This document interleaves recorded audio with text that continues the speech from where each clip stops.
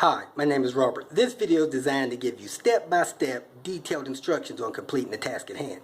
Please read the comments in the About section of this video.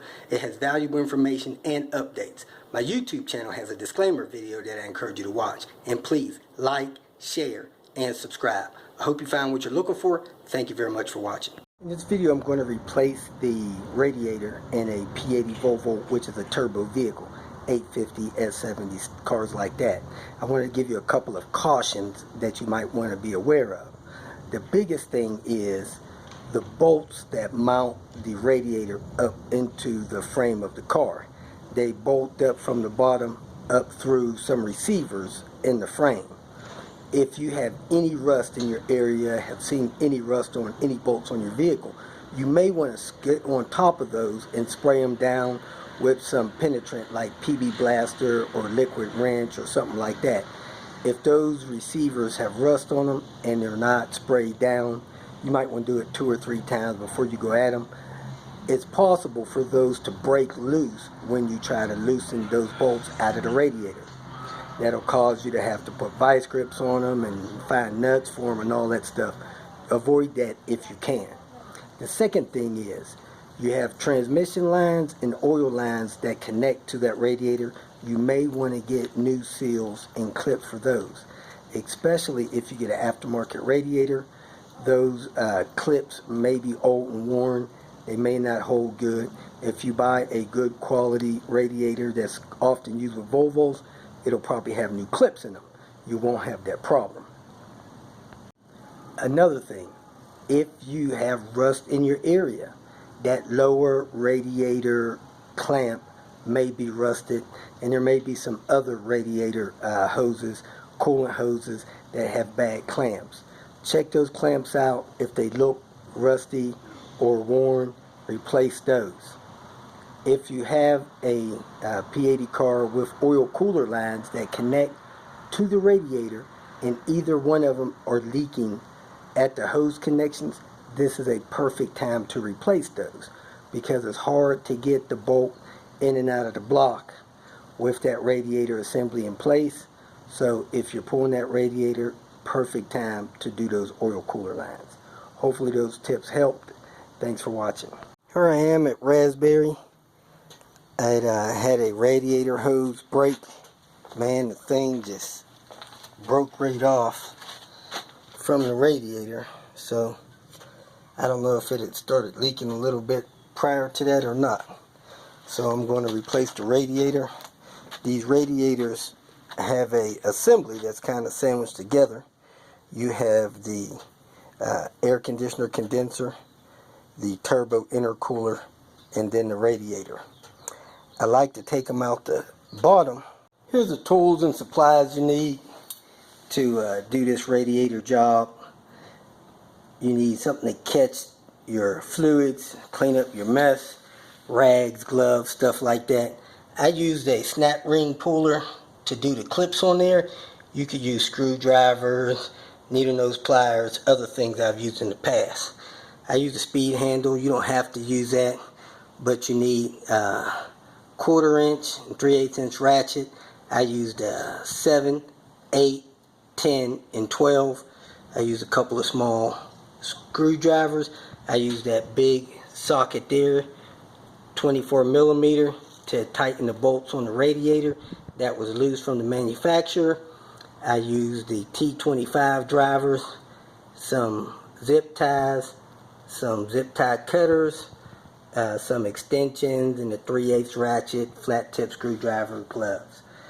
You really shouldn't need anything else to do this job except for some ramps to get up under there. Maybe an extra set of hands to hold things for you. Most of your 850s have a fiberglass support across the front of the car. Most of your 70 series cars has plastic. If it's got fiberglass and you lean on it and your skin is sensitive to that, you're going to have itchy, messed up arms from fiberglass. So you may want to put a rag or some kind of cloth across your front of your vehicle here so that you don't get fiberglass in your arm. The thing I'm going to do is come under the car on the driver's side and drain the radiator. It's a 13 millimeter deep if it's an OEM radiator. That way, if there's any coolant left in it, I could drain it out instead of spilling it everywhere when I start the vehicle. So I open the coolant reservoir cap there, and I open up the drain there. System still has some coolant in it, so I'm catching that coolant. Pull this out of the way.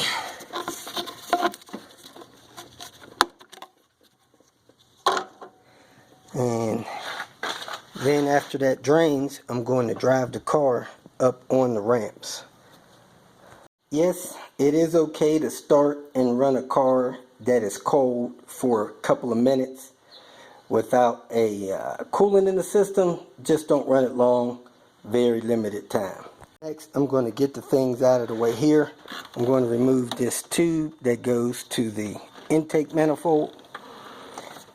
I have a 7 millimeter or flat tip screw there, then one under here. I'm also going to pull these relays from under the fan shroud thing there. Get the throttle body cover out of the way. That's a T25. Pull the screw out, take the cover off, put the screw back in so I don't lose it. Take this air duct tube out of the way. Now I'm going to take the screws that secure the fan shroud to the front of here loose. You got a T25 there on this side and the other side. And then I think you have an 8 millimeter here, and somebody broke the one on this side here. So let me get that stuff loose. Once that's loose, the whole fan assembly will shift back. Then I can lift this up and out without damaging it. So I'm going to take this tube out of the way, loosen those two 7 millimeters or flat tips, and work that up and out of the way. Those 4 screws loose. This slides back easy, pivots like that. Now I can lift this up and get this stuff removed from this piece here. Move that out of the way. It's easy for me to remove that screw there and get this tube out. This is your upper intercooler hose. This is a good time to check it for tears, see how much oil's building up in it, and see how soft it is. If it's too soft, it can collapse on you while you're trying to accelerate and cause your car to bog down. So if it's in bad shape, replace it, and if it's in good shape, set it aside to be reinstalled. Next, I normally go ahead and pull this air vent out of here. Make sure it's still got the 2 rubber grommets on the bottom that connect to that. Next, I unplug the fan ground wire, which is here. Get that unplugged. And I unplug everything from the fan shroud, which is vacuum tubes and hoses. Make sure the fan is unplugged, and then lift the whole fan assembly up and out of the way, making sure you don't damage anything. Make sure nothing's attached to it. Okay, under the car, I got this vacuum tube that goes to that purge valve that's clipped to that fan. So I want to unclip that before I try to lift that fan up. This zip tie here actually has a release to come loose so you can remove those wires and things off of there. So right now it looks like I have everything disconnected from it. I can go ahead and pull that fan up and out of the way. Pull it up nice and slow. As you can see, it has hooks that hooks in the bottom of the radiator. Also, there is normally a vacuum tube connected right there. You want to disconnect that before you pull that up and out of there. So that's how it looks out of the way. Next, you want to disconnect your coolant hoses, top and bottom. Make sure you got something under them to catch the fluid. You're disconnected these hoses. It's a good thing to check the clamps. If the clamps look corroded at all or damaged at all, you need to replace these clamps. I like the Volvo style. They do not pinch the hoses, top and bottom. I've heard of people getting these things put back together and then the clamp coming loose a couple weeks later, blowing the hose off. And that's always running the risk of overheating the car. While you're down here, you want to take your lower intercooler hose loose, get that out of the way. You could pull it loose here so that, and here, so that it's not in your way at all. Of course, if this hose is damaged or your coolant hoses are more than 10 years old, you may want to consider replacing those while you're replacing the radiator. Again, AC condenser, turbo intercooler, radiator in the back. You do not want to take the lines loose from your AC lines. It's just going to cause you problems. So you got to take this stuff apart and work it out that way. This will stay up there while you get this other stuff out. And if you have the belly pan, of course you do want to remove the belly pan. The intercooler hose removed. Now it's time to remove the transmission lines and the oil cooler lines. I use a clip tool to get those loose. It's easier, but use whatever you got. And you may want to put something under there to catch the little bit of fluid that'll be lost.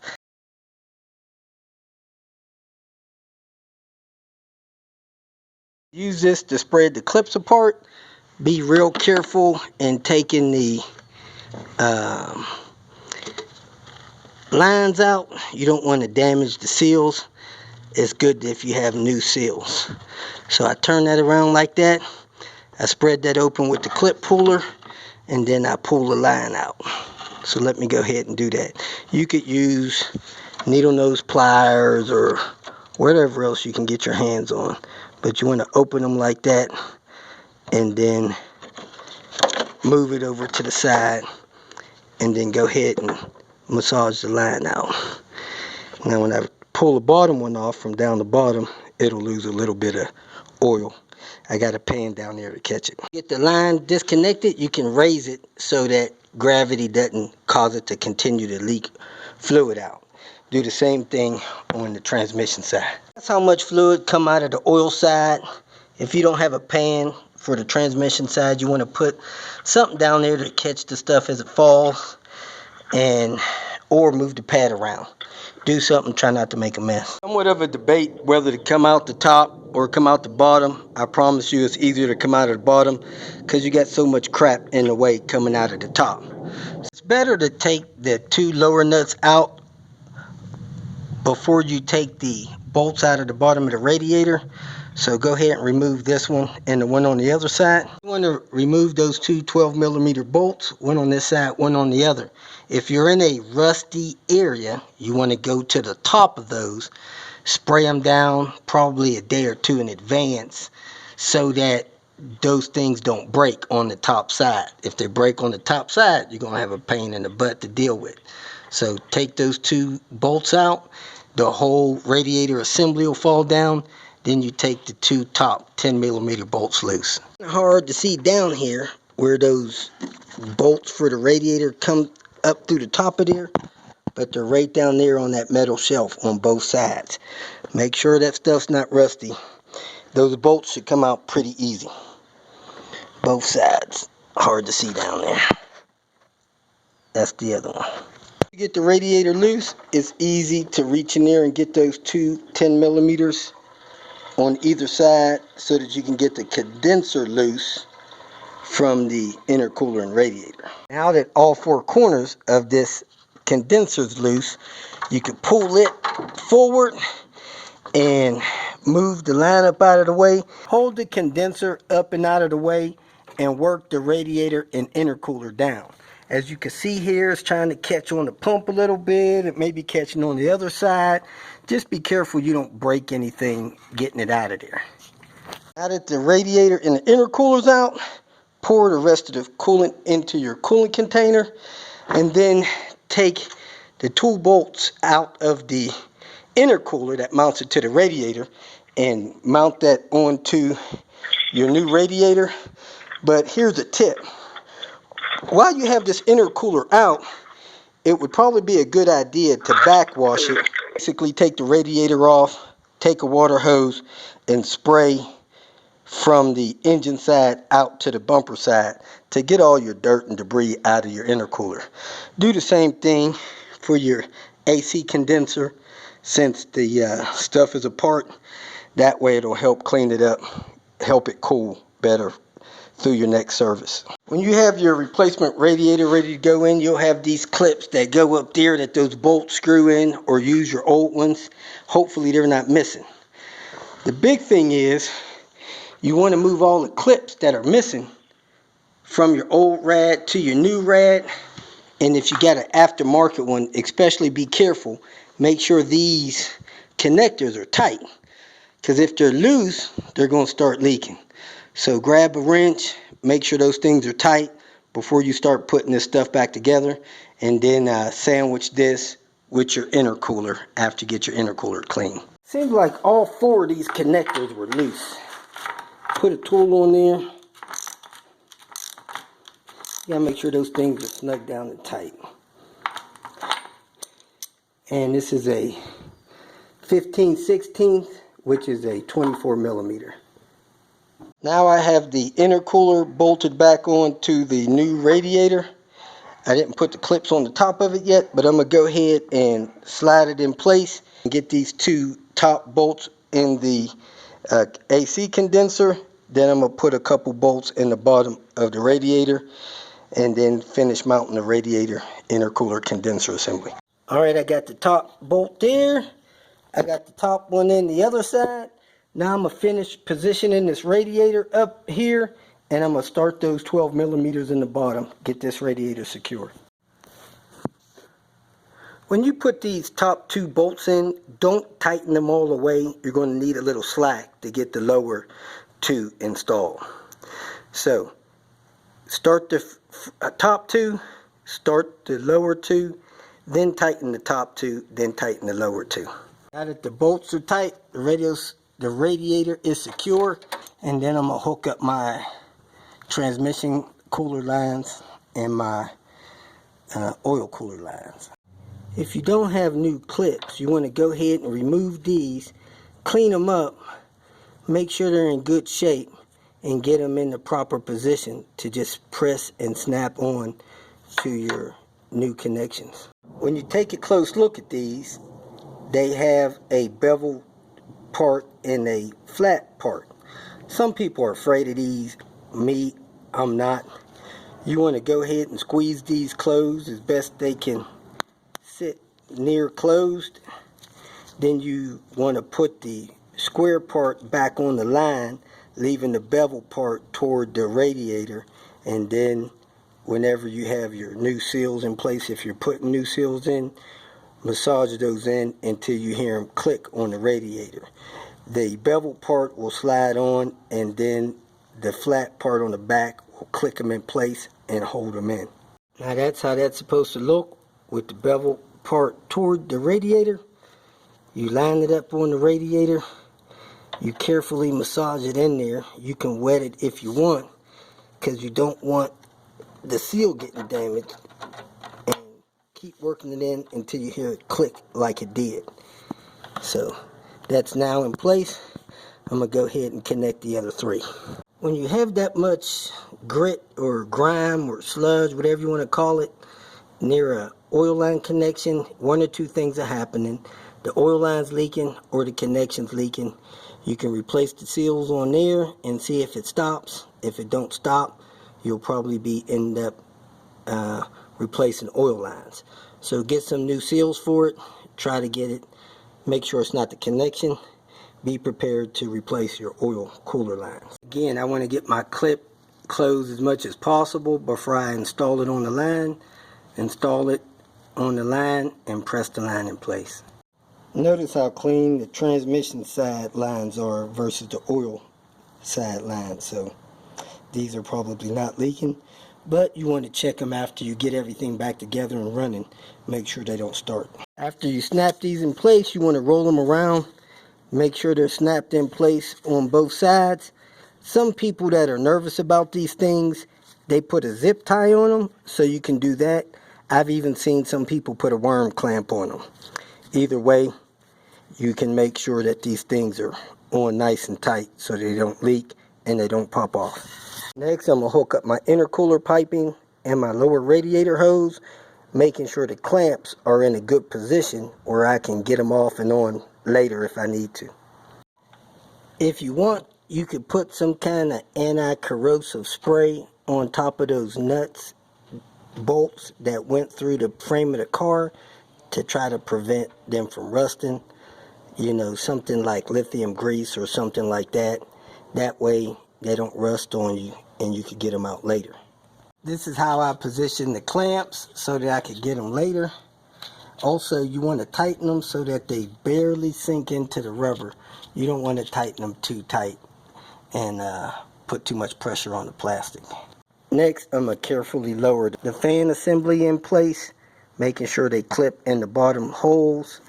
And I'm going to put the things on here, the nut receivers, so I can secure that right and then get those electrical connectors put back the way they belong. I went on the bottom, made sure it was in place. Now I got these clips in place so I could screw these on here, and then I'm going to put the hose on here and the plastic piece across here before I put these very top screws in.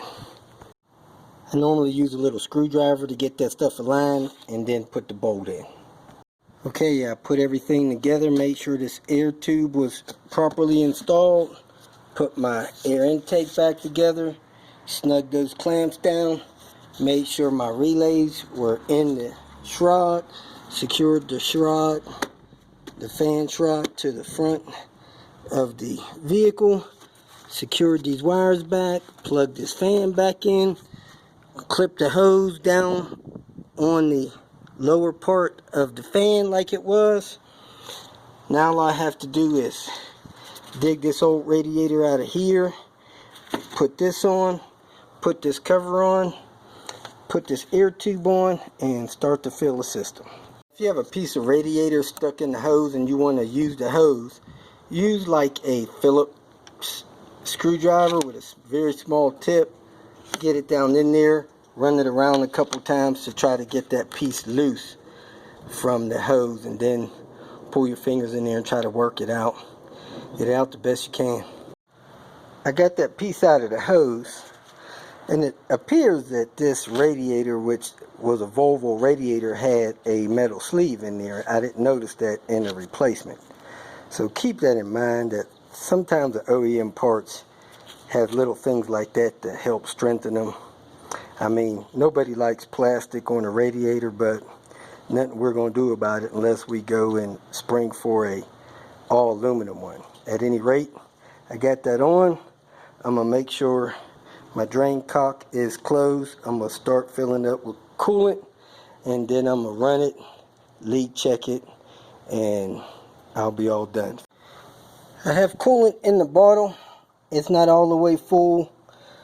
I was told by a mechanic that if you have head gasket issues with these vehicles, when the car is cold, you want to start it. Look in the reservoir. If you see a lot of movement in the reservoir when the engine is cold, that is a telltale sign that it has head gasket issues. I don't know if this car was pulled over and shut off quick enough or not. The low coolant light was working. It worked when I started it up to move it. Nonetheless, I'm going to start the car, get it off these ramps, leak check it, and top the coolant off. That's about how much engine oil I lost. If I had to guess, I'd say it's about 4 ounces. I probably lost about the same amount of transmission fluid, which I caught in the lid of the thing there. So you do need to top off those fluids as well. The car starts right up. I don't see any evidence of movement inside the bottle, so we're probably good to go. I'm going to put the cap on it, take it for a test drive, and leak check it. If you feel that this information was useful, please like it and share it with your social media friends. You can subscribe to my channel so that you will get notifications of future videos that I post. You can follow me on Twitter, and if you need to contact me directly, please visit my website. And if you have any questions, leave them below, and someone or myself will reply to them. Again, thank you very much for watching.